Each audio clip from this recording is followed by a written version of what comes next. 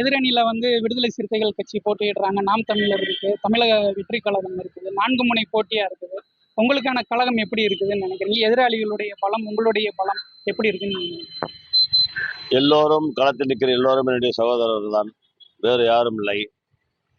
மக்கள் யார் வந்தால் மக்களுக்கான சேவைகள் செய்வார்கள் என்று மக்கள் தீர்மானிப்பார்கள்.